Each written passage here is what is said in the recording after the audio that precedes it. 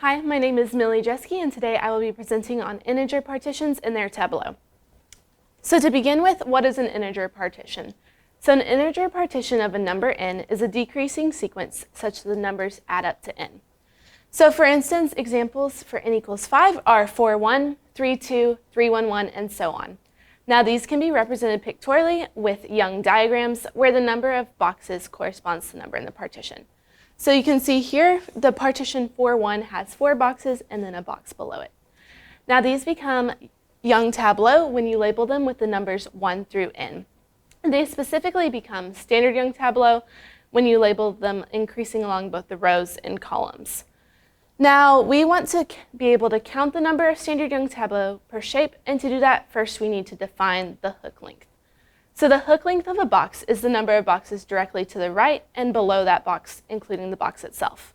With this in mind, we can define the hook length formula, which is a well-known formula that counts the number of Standard Young Tableaux per shape.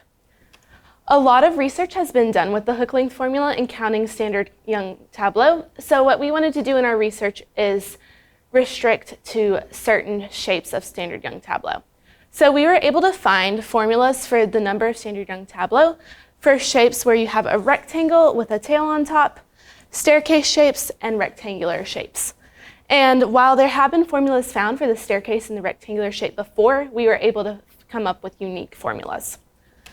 The next thing we wanted to do in our research was investigate the relationship between permutations and Standard Young Tableaux.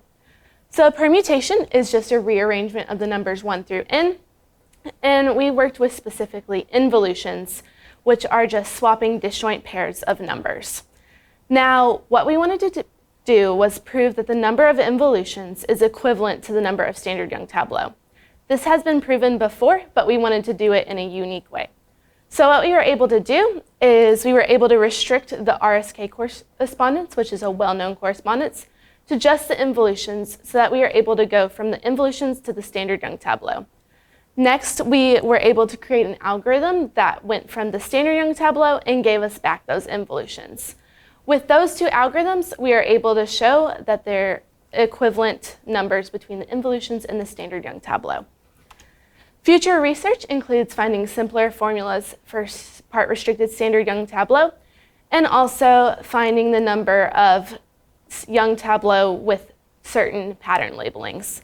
And I'd like to acknowledge the support of the LSAMP and Dr. Maddie Dossie.